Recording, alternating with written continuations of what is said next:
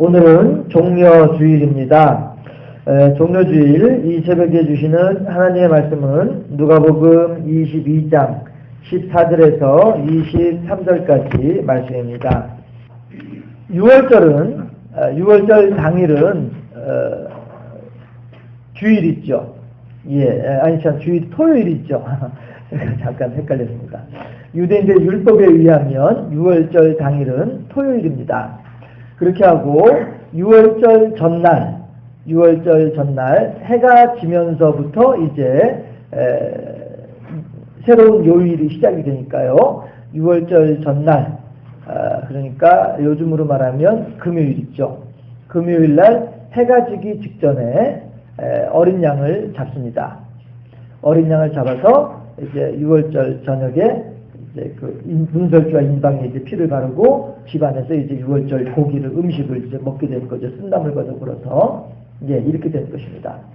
해서 예수님께서 돌아가신 때가 바로 이 6월절 양을 잡는 그 시간에 예수님께서 이제 십자가에 달려 돌아가시게 됩니다. 하고 오늘 본문 새벽에 누가복음 22장 본문에서 예수님께서 이제 최후의 만찬, 우리가 레오나르도 다빈치라고 하는 화가의 그림으로 잘 알고 있는 최후의 만찬이 이루어지는 그 날이 이제 오늘인데 목요일 저녁이 됩니다. 해서 목요일 저녁에 해가 지고 난 뒤에 이제 그 예수님께서 제자들과 더불어서 식사를 하시고 식사하시고 난 뒤에 밤에 이제 한 12시나 정도 돼가지고 이제 붙잡히시게 됐죠. 겟세마네 동산에서 붙잡히시게 되고 그 다음에 새벽에 가야바의 집으로 그 다음에 헤롯에게로 그 다음에 또 빌라도에게로 이렇게 왔다 갔다 이렇게 하시면서 온갖 능욕을 당하시게 되는 겁니다. 그렇게 하시고서 이제 십자가에 달리시고 그 다음에 이제 돌아가시게 되는 거죠. 해서 예수님께서 돌아가시는 시간은 평상시 그러니까 평소에 십자가형을 당하는 사람들에 비하면 일찍 숨이 끊어진 경우예요. 예수님께서 숨이 끊어진 경우는요. 해서 보통은 십자가에 달아서 사형을 시키더라도 해가 뜨기 전에 십자가에서 내립니다.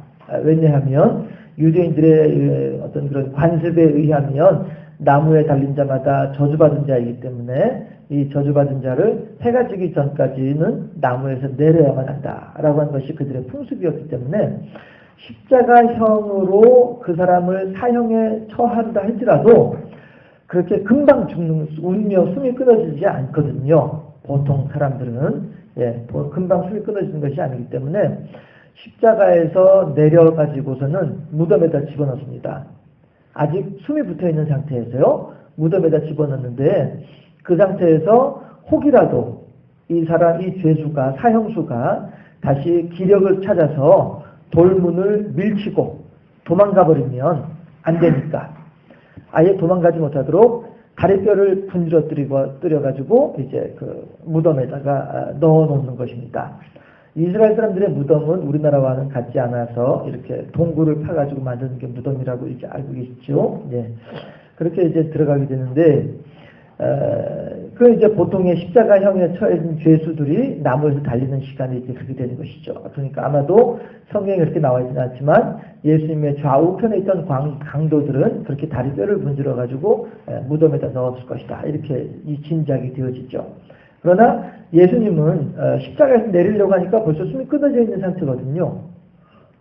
그렇게 하니까 로마인들의 그 사용하는 무기인 창이 아주 깁니다. 그래서 그 신포도주를 적신 해용도 그 창에다가 다 묶어가지고 이제 예수님의 입에다 이렇게 대주기도 하고 하는 그런 이제 긴 창인데 그 창을 가지고 밑에서 위로 이렇게 찌릅니다. 확인 사살하는 거예요.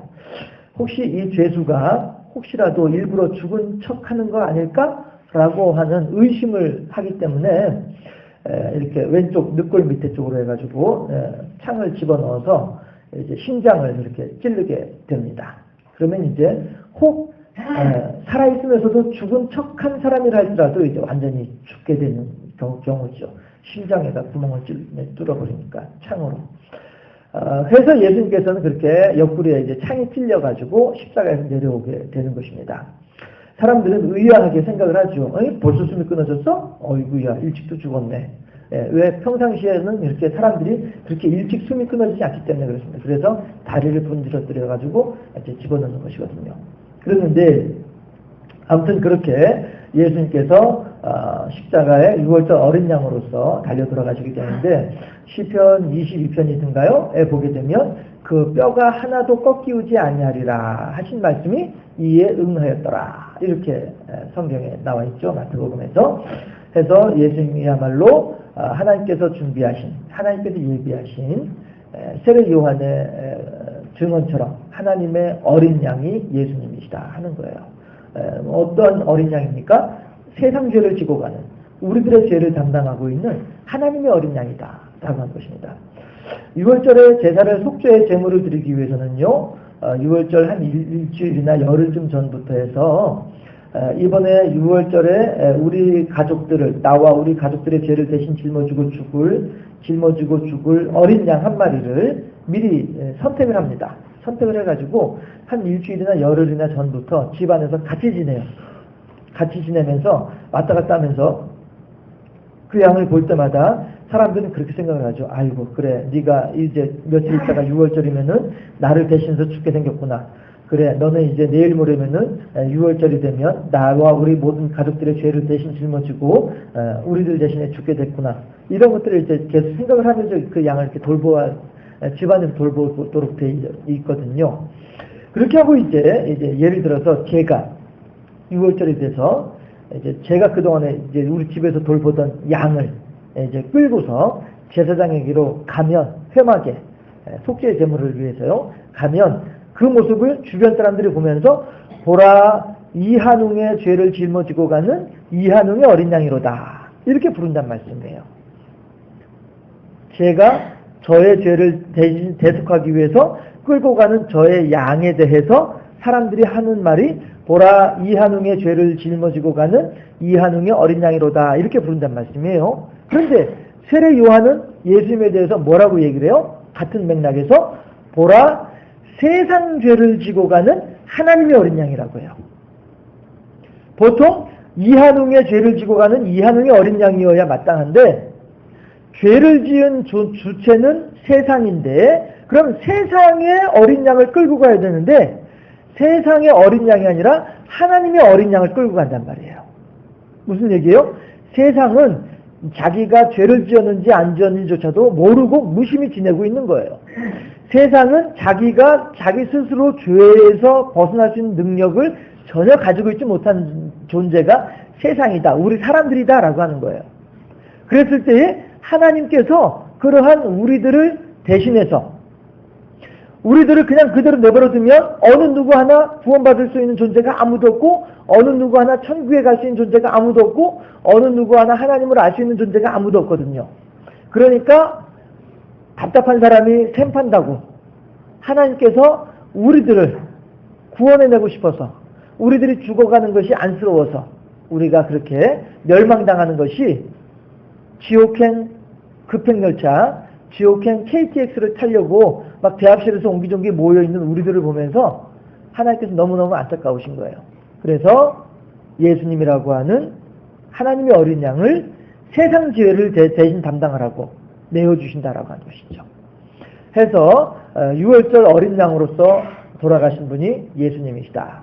해서 그 예수님으로 말미암아 이제 우리들은 예수님께서 대신 다 죄를 짊어지셨으니까 아사셀 어린 양에게 사람들이 제가 이제 제사를 지낸 또 다른 한 방법이에요. 아사셀 어린 양에게 그 머리에다가 제가 안수를 해요. 저가 그러면서 안수하면서 뭐라고 하냐면은 나의 모든 죄가 이제 이 안수를 함으로써 이 어린 양에게 전가되었음을 선포하노라 이런다고요. 그러면 내 몸에 있던 나의 죄가 지금 이 양에게, 아사셀로 뽑힌 양에게 안수함으로써 그 양에게 다 넘어가 버리고 마는 거예요. 그렇게 하면 그 양을 이제 성문 바깥으로 내보내거든요. 성문 바깥으로 내보내면 이 양이 멀리 가면 멀리 갈수록 나의 죄도 그렇게 멀어졌다라고 사람들은 생각을 하는 거예요. 우리나라에서도 왜 예전에 대보름날 연 날리기 하잖아요. 그래가지고 연실 끊어가지고 연이 얼마큼 멀리 날아가나 보면서 아이고 우리 애군이 저렇게 멀리 도망갔다 이렇게 사람들이 우리나라에서 생각을 했단 말이에요. 비슷한 맥락에서 아사셀 어린 양이 성문 바깥으로 나가서 멀리 가면 멀리 갈수록 나의 죄가 그만큼 멀어졌다라고 사람들은 생각을 했다라고 하는 것이죠. 그랬을 때에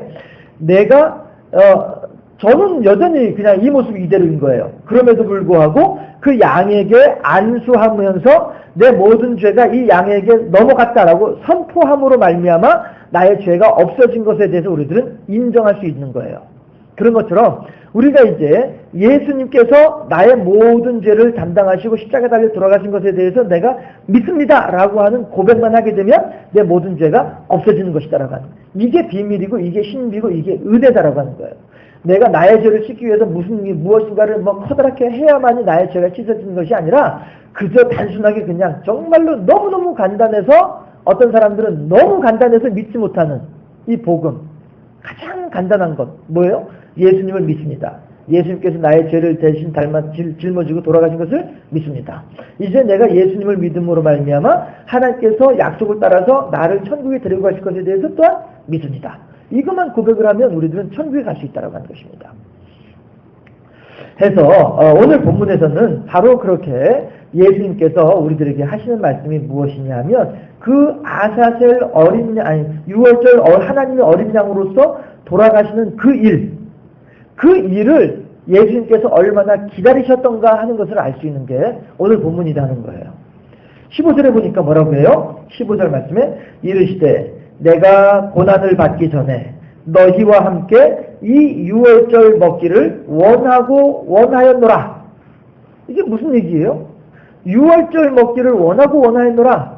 예수님이 몰라서 그런가요? 앞으로 몇 시간 후에 무슨 일이 벌어질지 몰라서 이렇게 말씀을 하시나요? 아니거든요. 다 알고 계시거든요. 다 알고 계시면서도 불구하고 원하였노라 라고 말씀을 하셔요. 왜 그래요? 그만큼 기대감을 가지고 기다리셨다는 거예요. 그러면은 제자들하고 먹는 6월절의 그 만찬은 특별히 더 맛있는 음식을 먹기 때문에 그렇게 기다리시는 걸까요? 우리 어렸을 때 명절날 맛있는 음식 기다리듯이 말이죠. 그렇게 기다리셨던 걸까요? 아니죠. 이렇게 일이 진행되어져야만이 이렇게 일들이 진행되어져야만이 하나님께서 그리도 원하시던 인류에 대한 사람에 대한 구원의 완성을 이루실 수 있기 때문에 예수님께서 그래서 예수님께서 그날을 기다리시는 거예요. 야 너희들 내가 정말로 너희들은 이제 불행 끝 행복 시작이야. 내가 너희들을 위해서 조금 있으면 죽을 건데 내가 죽기만 하면 너희들은 불행 끝 행복 시작이야. 야 내가 이 날을 얼마나 기다렸는지 몰라. 너희들이 아직 하나님을 알지 못하고 아직 너희들이 성령을 받지 못하고 이따 오후에 이제 그런 본문으로 또 이제 할 것입니다만요. 아직 너희들이 그렇게 해서 참 여기 이리저리 흔들리고 낭망하고 낙심하고 절망하고 내가 그런 거 볼 때마다 참 내가 힘들었었어. 내가 참 너무 안타까웠었어. 그런다 이제 몇 시간 후면 내가 너희들을 대신해서 십자가에 달려 죽을 거야. 내가 죽고 나면 너희들에게 이제 더 이상 당황할 일이 전혀 없어. 그때부터는 나를 믿기만 하면 무조건 다 모든 일들이 다 만사형통이니까 걱정하지 마. 내가 그 날을 기다리면서 그 일을 내가 기다리면서 지금까지 지내왔던 거 아니니. 얘들아 이제 우리가 즐겁게 먹자. 즐겁게 마시자. 이거란 말씀이에요. 최후의 만찬의 분위기는 결코 어둡지 않습니다. 최후의 만찬의 분위기는 결코 슬프지 않습니다. 다만 누가 어둡고 누가 슬프냐 하면 예수님은 괜찮은데 제자들이 슬픈 거예요. 제자들이 어두운 거예요. 왜요?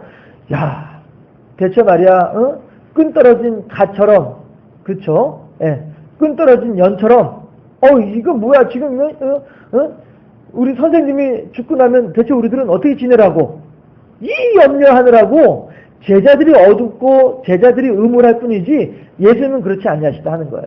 그러니까 예수님께서 요한복음에서는요 5장인가에 걸쳐서 예수님께서 마지막 설교를 하시거든요. 그런데 그 내용들을 보면은 구구절절이 사랑이에요.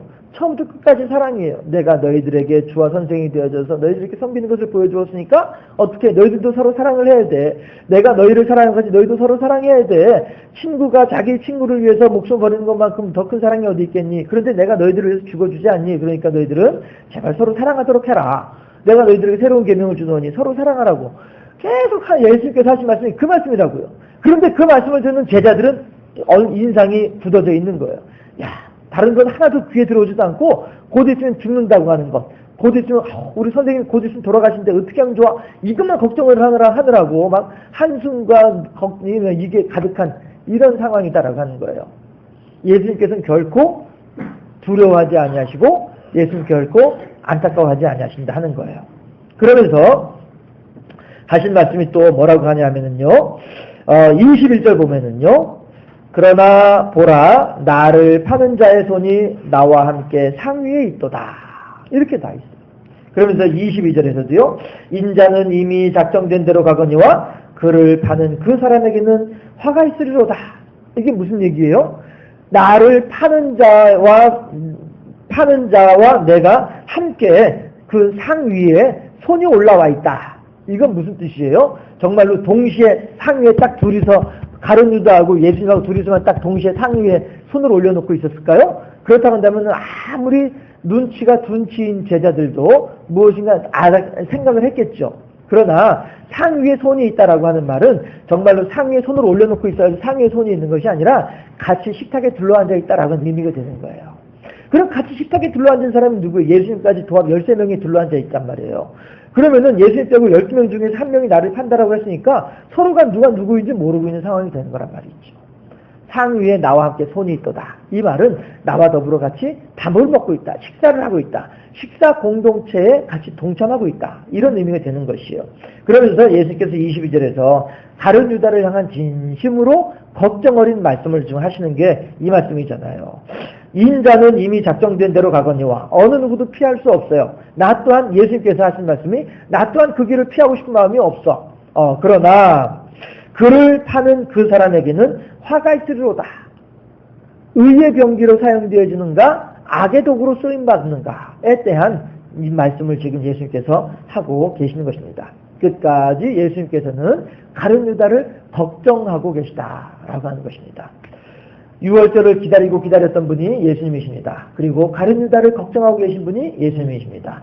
곧 있으면 죽음을 맞이하실 분인데 40에 하나 감한 채찍을 맞을 만큼 큰 고통을 당하시게 될 분인데도 불구하고 제자들을 사랑하시되 끝까지 사랑하시는 모습을 보여주고 계십니다. 왜 그렇습니까? 그만큼 우리들을 사랑하시면서 그만큼 우리들을 죄악 가운데에서 건져내기를 기뻐하신 분이 즐겨하신 분이 소망하시는 분이 예수님이시다라고 하는 사실을 우리가 오늘 본문을 통해서 알 수 있는 것입니다. 하나님께서는요 바로 그 예수님의 이 헌신과 예수님의 순종을 통하여 예수님의 사랑을 말미암아 인류에 대한 모든 죄의 짐을 다 벗겨주시고 마귀와 더불어서의 모든 계약서를 다 찢어내버리고 무효가 되는 거죠. 그 계약서는 좀 길어집니다만 에덴 동산에서 아담과 마귀가 사단이 쓴 계약서였습니다. 그래서 아담은 하나님의 법을 어김으로 말미암아 자연스럽게 마귀의 종이 되는 계약서에 사인한 거나 마찬가지 상황이 되어버리거든요. 그런데 아담이 실패한 것을 예수님께서 다시 복구시키심으로써 아담이 마귀에게 내어주었던 종의 문서, 노예 문서, 노예 증서를 예수님께서 다시 찾아가지고 다 찢어내시고 본래대로 돌이키시는, 본래대로 어떻게 본래대로요? 모든 사람들은 하나님의 백성이고 모든 사람들은 하나님의 것이고 모든 사람들은 하나님께 속해 있잖아요. 이렇게 본래대로 회복시키시는 사건이 십자가의 사건이다라고 하는 것입니다.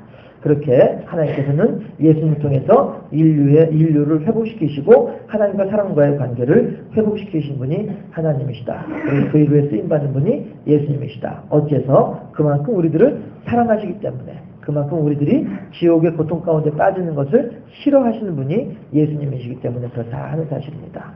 그래서 우리가 최후의 만찬의 이 본문 말씀을 통해서 얼마나 예수님께서 우리들을 사랑하시고 우리들을 구원해내기를 기뻐하셨던가, 이 사실을 깊이 생각을 할 수 있는 그런 하나님의 음성을 듣는 그런 시간이 될 수 있기를 주님의 이름으로 축원합니다. 해서 우리가 함께 오늘 기도할 기도의 제목은요, 죽음으로써 저를 사랑해 주시는 주님 참 감사합니다. 죽기까지 저를 사랑해 주신 아버지 하나님 참 감사합니다. 첫 번째 기도 제목은 감사로 올려드리고요. 두 번째 기도 제목은 가룟 유다를 긍휼히 여겨주시는 예수님, 또한 저에게도 주님께서 주시는 긍휼의 마음을, 긍휼에 대한 자비에 대한 확신으로 저를 인도하여 주시옵소서. 죽음으로 저를 사랑하신 아버지 하나님 감사합니다. 가룟 유다를 긍휼히 여기신 그 자비하심으로, 그 긍휼하심으로 저도 그렇게 긍휼히 여기시고 저도 그렇게 사랑하심에 대해서 확신할 수 있게 하여 주시옵소서. 두 가지 제목으로 주여 한번 하면서 하나님께 기도하고 제가 마무리하도록 하겠습니다. 기도합니다. 할렐루야. 고맙고 감사하신 아버지 하나님, 어느새 사순절 기간이 마무리가 되어져 가고 있습니다. 이제 종려주일이고 고난주간이 시작되며 부활주일을 앞두고 있는데, 아버지 하나님이시여, 그동안에 참으로 성실하게 부지런히 주의 전을 향하여 달려나온 그 모든 발걸음들마다 주께서 복을 더하시고 은혜를 더하셔서 참으로 영육간에 풍성한 은혜가 넘쳐나게 하시옵시고, 무엇보다도 예수 그리스도의 십자가에 대한 분명한 믿음 가운데에서, 예수 그리스도의 십자가에 대한 크신 은혜와 사랑 가운데에서 더욱더 하나님을 기쁘시게 하고 하나님을 영화롭게 하며 어찌하든지 하나님의 편에 서 있기를 소망하는 아름다운 믿음의 사람들이 될 수 있도록 영육간의 강건한 복으로 충만하게 허락하여 주시기를 소망하고 나옵나이다. 이제 아버지 하나님께서 본문 말씀을 따라서 하나님을 향한 아름다운 신앙 가운데에서 하나님을 사랑하는 삶을 살기를 원하옵나니, 하나님이시여 우리들의 기도를 선히 응답하여 주셔서 그렇게 하나님을 기쁘시게 한 삶을 살게 하시고 하나님을 영화롭게 하는 삶의 주인공들이 될 수 있도록 우리 모두를 지켜주시고 붙잡아 주시오며, 하나님이시여 예수 그리스도께서 마지막 순간까지도 가룟 유다를 걱정하며 가룟 유다에 대하여 긍휼과 자비의 마음을 표현하신 것을 우리가 바라볼 때에, 하나님이시여 우리들은 또한 얼마나 사랑하시고 우리들은 또한 얼마나 긍휼과 자비의 마음으로 바라보고 계실런지요. 하나님이시여 그 하나님에 대한 분명한 확신 가운데에서 우리 또한 그렇게 하나님을 사랑하는 자들 되게 하시고 우리 또한 그렇게 예수님을 의지하는 자들 될 수 있도록 주여 인도하시고 역사하사 우리의 삶이 참으로 하나님의 은혜와 사랑 가운데서 복되고 아름다운 삶이 될 수 있도록 하시고 더욱더 하나님을 기쁘시게 하는 삶이 될 수 있도록 인도하여 주시옵소서. 1,000번 제물로 하나님께 영광 돌려드립니다. 주님께서 기쁘시게 받아주실 때에 참으로 풍성한 은혜를 더하시옵시고 넘쳐난 능력으로 함께 하시어서 더욱더 하나님을 기쁘시게 하는 손길들이 될 수 있도록 지켜주시고 붙잡아 주시옵소서. 감사합니다. 영광 받으시고 예수 그리스도 이름으로 기도드리옵나이다. 아멘.